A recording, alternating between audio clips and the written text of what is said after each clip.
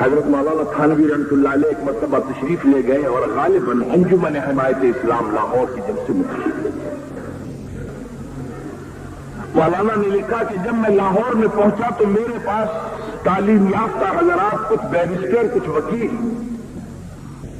آئے اور آ کر انہوں نے کہا کہ مولانا صاحب آپ کب تک لکیر کے فقیر بنے رہیں گے؟ دیکھیے ہماری ہمسایہ قوم ہندو قوم سود کے ذریعے سے ترقی کر کے کہیں سے کہیں پہنچ گئی ہے، تو آپ کب تک سود کو حرام قرار دیں گے؟ اور ہم یہ آپ کے پاس یہ تحریر لائے ہیں، اب آپ اس سے دستخط کر کے اس کو سود کو حلال کرا۔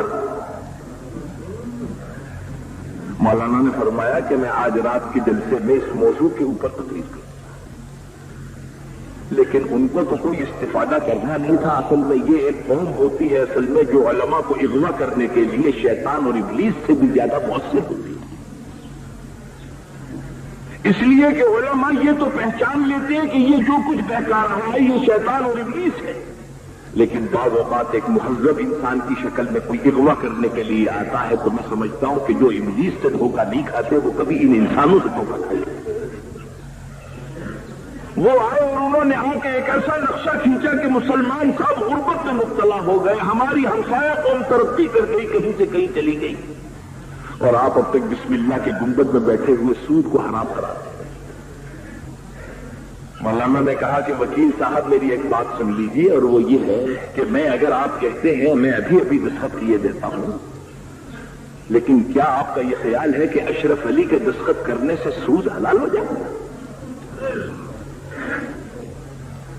اگر آپ کا یہ ایمان ہے کہ اشرف علی کے دستخط کرنے سے سود حلال ہو جائے گا تو آپ کو معلوم ہونا چاہیے کہ ایسے 1 لاکھ سے بھی زیادہ آدمی اب تک پیدا ہوئے جنہوں نے اللہ کے دین کو اپنے زمانے میں بدلنے کی کوشش کی، مگر وہ لوگ بدل گئے، دین اپنی جگہ باقی۔